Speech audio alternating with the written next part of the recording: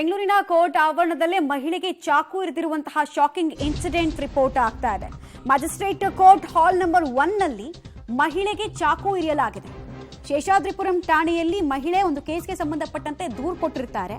ಪ್ರಕರಣ ಸಂಬಂಧ ಅರ್ಜಿ ವಿಚಾರಣೆಗೆ ಅಂತ ಕೋರ್ಟ್ಗೆ ಹಾಜರಾದ ಸಂದರ್ಭದಲ್ಲೇ ಆಕೆಗೆ ಸ್ಟ್ಯಾಪ್ ಮಾಡಿದ್ದಾರೆ ದುಷ್ಕರ್ಮಿ.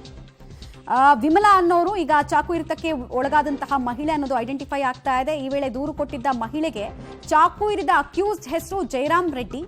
ಮಹಿಳೆಗೆ ಗಂಭೀರವಾಗಿ ಗಾಯಗಳಾಗಿದೆ. ಆಕೆಯನ್ನ ಸ್ಥಳೀಯ ಆಸ್ಪತ್ರೆಗೆ ದಾಖಲಿಸಿ ಚಿಕಿತ್ಸೆ ಕೊಡಿಸುವಂತಹ ಕೆಲಸ ಕೂಡ ಸದ್ಯಕ್ಕಾಗಿದೆ.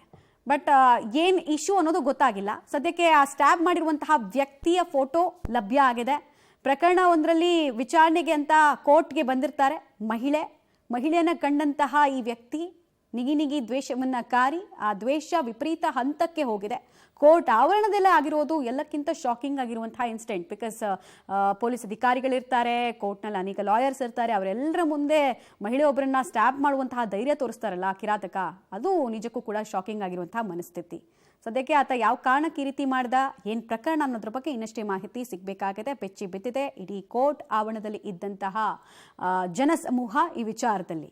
ತೀರಾ ಇತ್ತೀಚೆಗೆ ಲಾಸ್ಟ್ 1-2 ಇಯರ್ಸ್ ಅಲ್ಲಿ ಈ ರೀತಿ ಕೋರ್ಟ್ ಆವರಣದಲ್ಲೇ ಕೊಲೆ ಮಾಡೋದು, ಹಲ್ಲೆಗೆ ಯತ್ನ ಮಾಡೋದು ಎಲ್ಲವನ್ನ ನಾವು ನೋಡ್ತಾ ಇರ್ತೀವಿ. ಒಂದು ಕಂಪ್ಲೇಂಟ್ ಕೊಟ್ರಲ್ಲ ಅನ್ನುವಂತಹ ದ್ವೇಷ, ಇನ್ನೊಂದು ಸುಳ್ಳು ಆರೋಪದ ಮೇರೆಗೆ ಕೋರ್ಟ್ಗೆ ಬರಬೇಕಾಯ್ತಲ್ಲ ಅನ್ನುವಂತಹ ಸಿಟ್ಟು, ಇದೆಲ್ಲವೂ ಇಂತಹ ಎಕ್ಸ್ಟ್ರೀಮ್ ಸ್ಟೆಪ್ಸ್ಗೆ ಕಾರಣ ಆಯ್ತಾ ಗೊತ್ತಿಲ್ಲ.